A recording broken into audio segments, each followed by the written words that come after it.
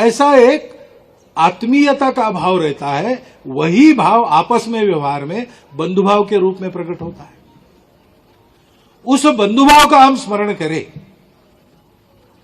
भारतवर्ष के जन की ताकत अपरंपार है,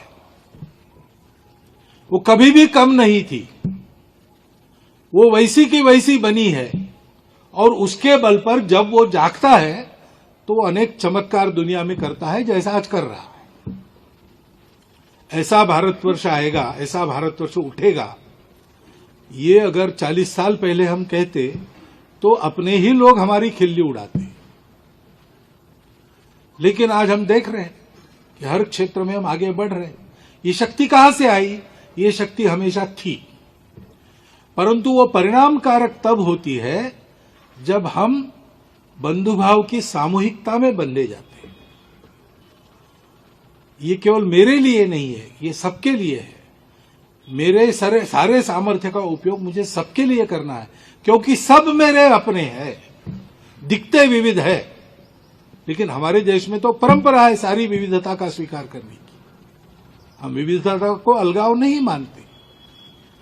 इस प्रकार बंधुभाव के साथ देश के लिए सब लोग मिलकर उद्यम करेंगे, संविधान के अनुशासन का पालन करेंगे, उसकी पवित्रता पर आंच नहीं आने देंगे, उसके भाव को ध्यान में रखकर उसका उचित उपयोग करेंगे, तो राष्ट्र उस उत्कर्ष की ओर जाएगा।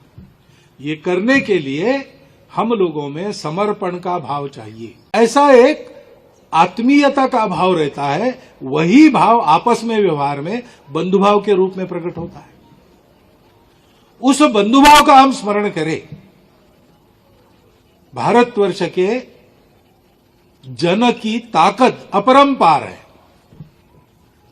वो कभी भी कम नहीं थी, वो वैसी की वैसी बनी है और उसके बल पर जब वो जागता है तो वो अनेक चमत्कार दुनिया में करता है, जैसा आज कर रहा है।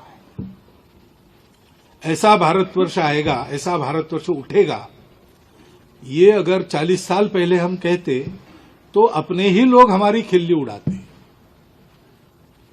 लेकिन आज हम देख रहे हैं कि हर क्षेत्र में हम आगे बढ़ रहे हैं। ये शक्ति कहां से आई? ये शक्ति हमेशा थी, परंतु वो परिणामकारक तब होती है जब हम बंधुभाव की सामूहिकता में बंधे जाते हैं। ये केवल मेरे लिए नहीं है, ये सबके लिए है। मेरे सारे सामर्थ्य का उपयोग मुझे सबके लिए करना है, क्योंकि सब मेरे अपने हैं। दिखते विविध है, लेकिन हमारे देश में तो परंपरा है सारी विविधता का स्वीकार करने की। हम विविधता को अलगाव नहीं मानते।